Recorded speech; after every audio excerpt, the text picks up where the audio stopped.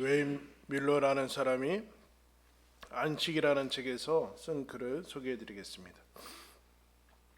나는 부유한 기증자들의 커다란 사무실과 사회봉사 기관들의 비좁은 사무실과 가난한 사람들의 작은 집을 방문했다. 그런데 놀랍게도 각기 다른 그들이 동일하게 책임지라는 어구가 있었다. 그것은 바로 나는 아주 바쁘다였다. 내가 만나 이야기한 사람이 의사든 사회복지사든 가게 주인이든 사회사업가든 목사든 교사든 간호사든 변호사든 학생이든 치료 전문가든 사회운동가든 요리사든 모두 마찬가지였다. 스페인 사람이나 아메리칸 인디언이든 백인이든 흑인이든 간에 더 분주하게 살면 살수록 더 많은 상처를 입고 겁을 먹으며 고립된다. 선한 마음과 좋은 의도에도 불구하고 그들이 이 세상에서 하는 일이 유쾌하고 즐겁거나 치유해 주는 것으로 느껴지는 경우는 거의 없다. 대신 일 자체가 끝없이 쌓여감에 따라 살아가면서 경험하는 모든 일들이 거대한 하나의 의무감으로 변해간다. 나는 아주 바쁘다라는 삶의 자세가 어느 곳에서나 접할 수 있는 인사말이 되어가고 있다. 바쁘다는 것이 이제 남녀노소 빈부귀천을 가리지 않고 모두에게 이제 스며든 세상의 방식이죠. 일이 많고 바쁘다는 것이 문제가 아니라 분주한 것이 이제 문제죠. 분주한 것은 어느 하나에 우리가 마음을 집중하지 못하고 또 몰입하지 못하는 그 산만함을 얘기를 하고 있습니다. 그래서 이렇게 분주하게 되면 익숙한 것은 지루해지고 익숙하지 않은 것은 두려워하게 되고 혼자 있고 싶어지고 중요하게 생각하는 것을 중요하게 다루지 못한다. 단지 남는 것은 무서운 체념과 분노뿐이다. 중요한 것을 중요하게 다루지 못하고 계속 외면하고 여러 가지 일들로 계속 채워지는 거죠.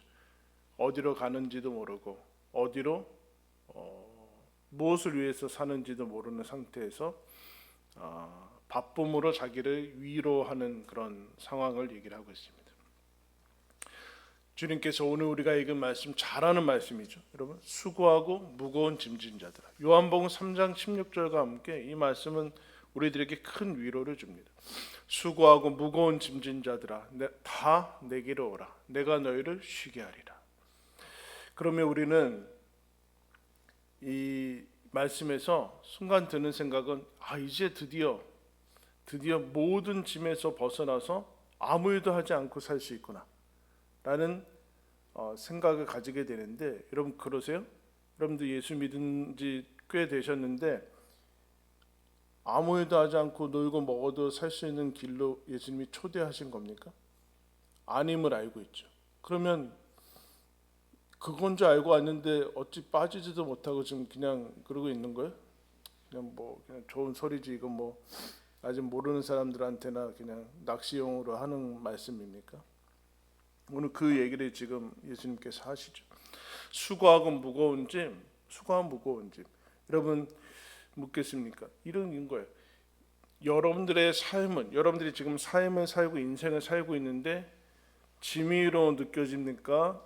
쉼으로 느껴집니까? 힘들죠. 지치고 좀 벗어나고 싶고. 예수 믿는 게 여러분에게는 짐입니까? 쉼입니까? 기쁨입니까? 기회만 되면 한번 걸리기만 하면 빠져나갈 생각을 하고 계십니까? 어떠십니까? 수고하고 무거운 짐 없는 사람은 없죠. 없는 사람은 없을 겁니다. 근데 이제 이것은 일의 양의 문제는 아닌 거죠. 일의 양은 문제는 아니고, 일이 많아지면 우리는 혼에 얘기하는 것을 탈진하기도 하고 요새 번아웃 되기도 하죠. 그러나 그것을 넘어서서 탈진과 번아웃은 다른 심리, 마음의 얘기를 하고 있습니다. 낙심하고 체념하게 되는 것이고, 피로나 자기의 부르심이 아닌 욕심에 이끌려서 될 때 탈진이 오게 되는 것을 봅니다. 수고하고 무거운 짐이라고 얘기하는데 예수님이 다 오라 내가 너희를 쉬게 하리라 하면서 뭐라고 하냐면은 오라 그리고 배워라. 예수님의 멍에를 메고 배우라고 얘기를 하고 있어요. 짐이 없어진다는 게 아니라 여러분 예수님의 멍에는 대표적으로 뭐예요? 십자가 아닙니까? 예수님이 십자가가 어떻게 우리가 가진 것보다 가벼울 수 있겠습니까? 근데 예수님은 그 짐을 가볍고 쉽다라고 얘기를 하고 있어요. 배워라라고 이제 얘기를 하고 있는데, 여러분 예수님의 멍에는 십자가인데 십자가는 뭐예요? 예수님이 죄를 짓지 않았는데 죄인인 우리를 위해서 대신 십자가를 지는 겁니다. 여러분 사람이 제일 일을 하기 싫고 어려울 때가 언제예요? 남의 일 할 때, 남의 일. 억울할 때입니다. 억울할 때. 내가 잘못하지도 않았는데 내가 왜 이거를 해야 되고 왜 이런 고생을 해야 되고, 이제 억울할 때 여러분 이 삶은 대단히 어렵게 느껴요. 남의 짐을 대신 지고 억지로 하게 돼요. 억지로 하게 되면은 쉽게 지치죠. 기뻐서 해야지 되는데 억지로 하게 되면은 어렵습니다. 그러면 그 억울한 것이 담겨져 있는데 거기 일에 그 하는 이 삶의 의미와 가치를 이제 상실하게 된 겁니다. 예전에는 아마 그랬을지 몰라요.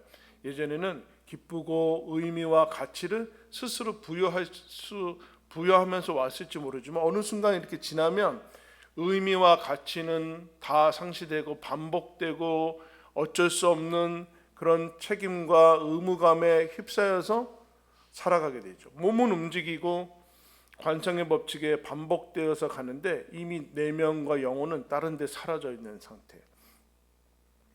그거를 이제 죽었다, 마음이 죽었다 그렇게 얘기해요. 그때 증상들이 어떻게 나타나는가? 여러분 이제 묻겠습니다, 여러분들 이제 우리 뒤쪽에 아이들이 예배 드리는데 아이들의 특징은 뭐예요? 들어오면서부터 시끄러워 애들이. 그래서 재밌는 게 아닌데 그렇게 웃어요. 애들이 뭐 이렇게 전도사님 막 그러면서 뭐 이렇게 약간 떨어뜨려. 전도사님이라고 전도사님 그래서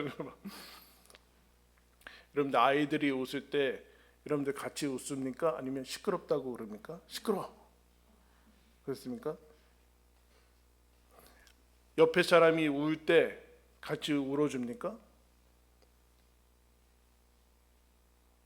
마음이 죽을 때, 여러분 한자로 마음이 죽다, 바쁘다 망인데 공사다망 뭐 이렇게 망자가 그거라고 하지 않습니까? 마음 심자에 사망할 때의 삶이에요. 마음이 죽는 거.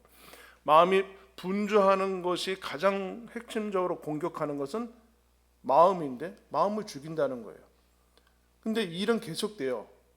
활동은 뭔가 분주하게 움직이죠. 이미 마음은 죽었는데 죽은 상태의 특징이 무엇인가? 한번 따라하세요. 무감각과 교만. 무감각은 살펴봤어요. 이미 피리를 불어도 춤추지 않고 울어야 될 때도 울지 않는,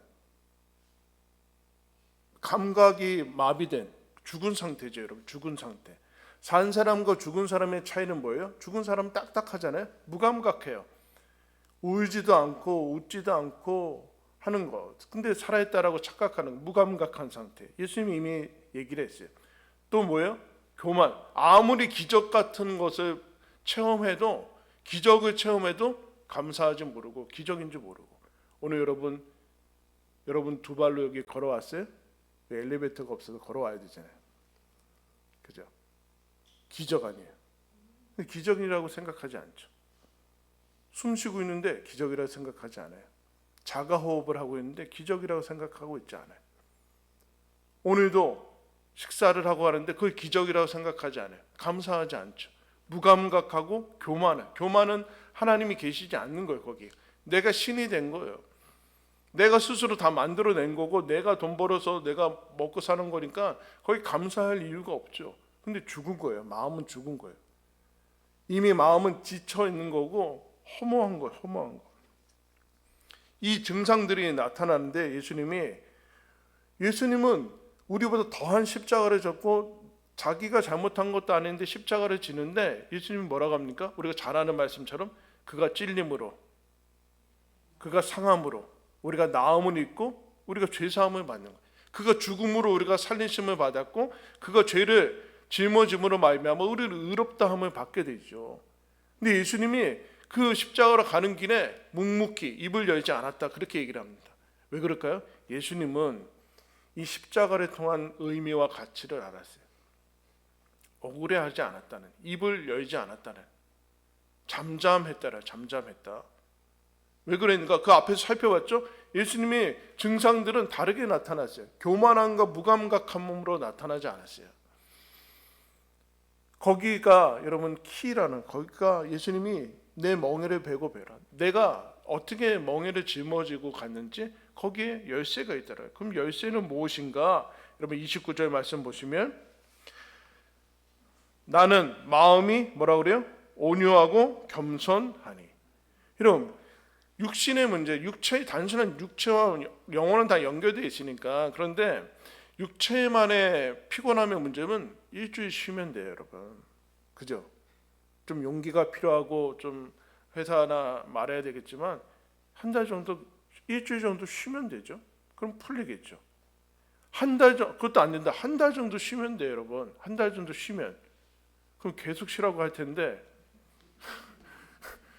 계속 쉬세요. 1년 쉬고. 근데 여러분 만약에 한 달 정도 쉬었는데도 몸이 피곤해 안 풀린다. 그럼 몸의 문제는 아니죠. 그죠?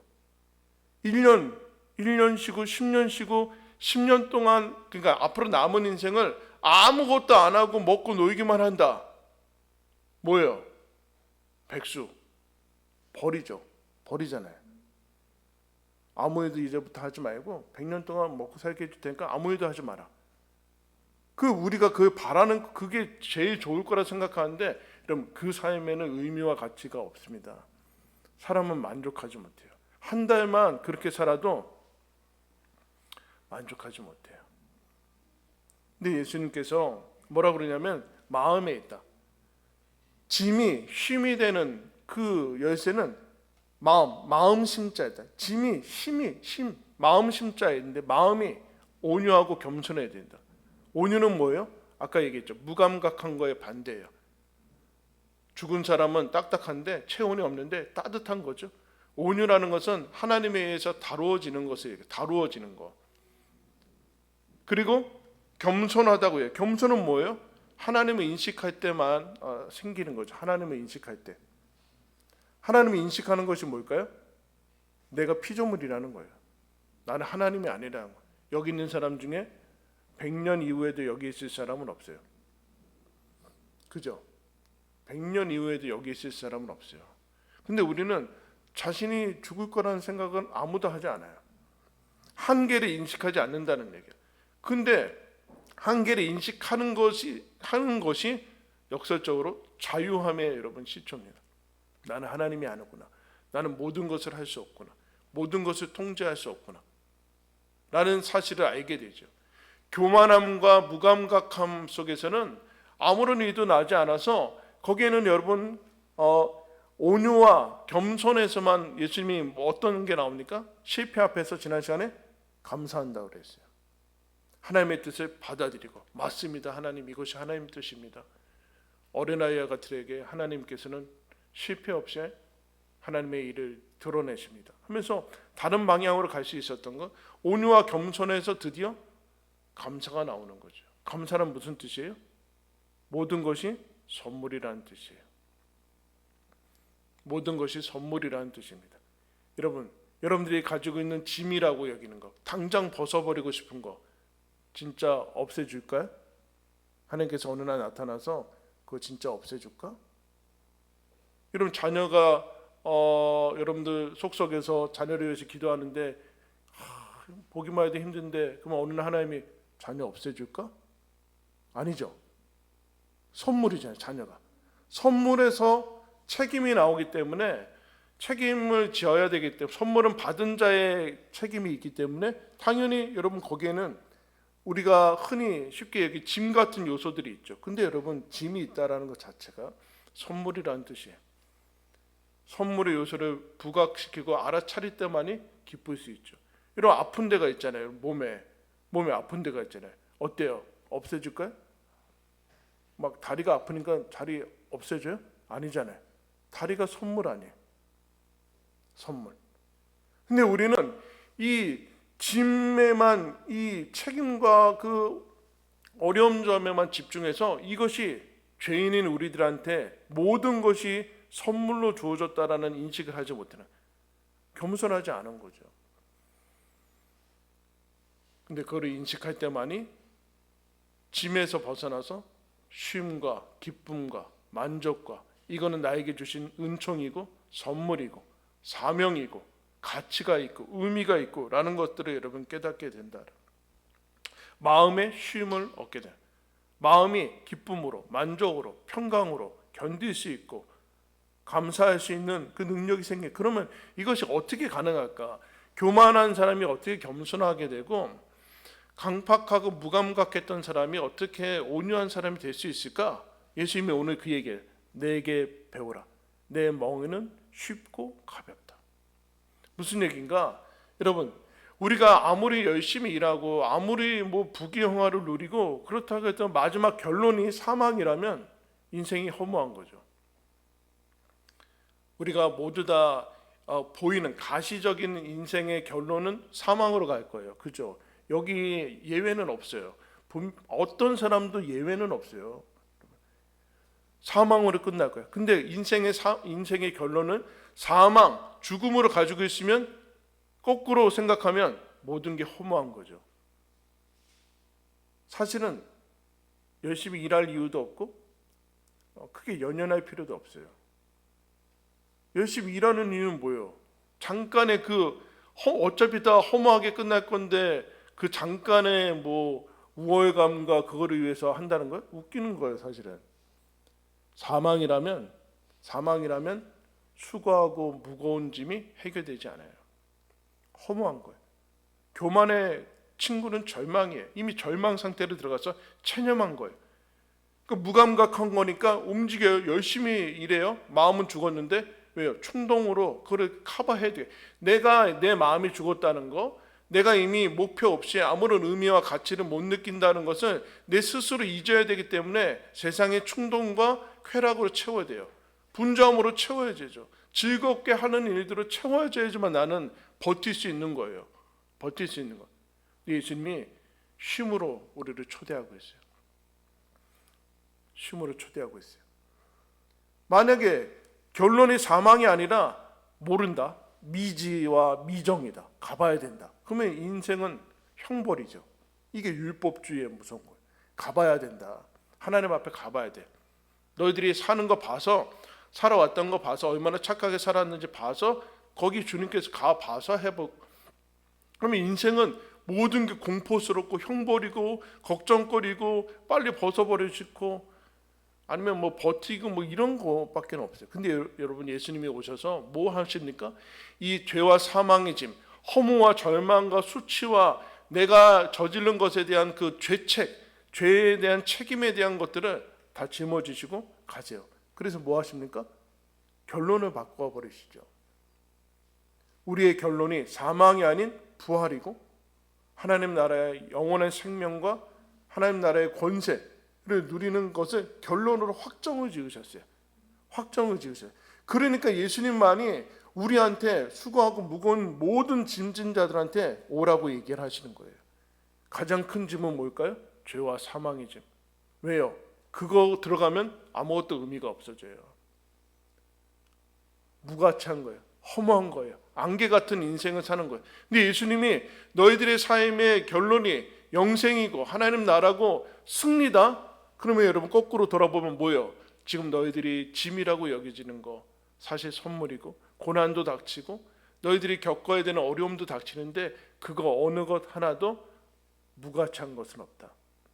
내가 하나도 버리지 않고 다 선을 이룰 것이다. 다 의미가 있고 하나님께서 다 가지고 가서 목적을 이룰 것이다. 그러니까 여러분, 우리가 살아가는 그 삶에서 기쁨과 평안과 하나님께 맡김과 그런 것들을 누릴 수 있게 되는 거죠. 그래서 주님께서 그러신 거예요. 얘들아, 내가 결론은 정해놨다. 걱정하지 말아라. 그러니까 결론은 정해놨으니까 너희들이 겪는 그 모든 것들 안에서 십자가일지 모르고 하루라도 빨리 벗어버리고, 기회만 되면 빨리 벗어버리고 싶고 도망가고 싶고 하는 거기에서 너희들 한번 살아봐라. 한번 인생을 살아봐라. 경주하는 인생을 달려가 봐라. 그것이 선물인 것을 한번 누려봐라 라고 여러분 우리를 초대하시는 거예요. 예수를 믿으면 힘겨운 삶이 없어진다는 얘기도 아니고 고난이 없어진다는 것도 아니고 안 믿는 사람들과는 전혀 다른 만사형통의 삶이 이어진다는 얘기도 아닙니다.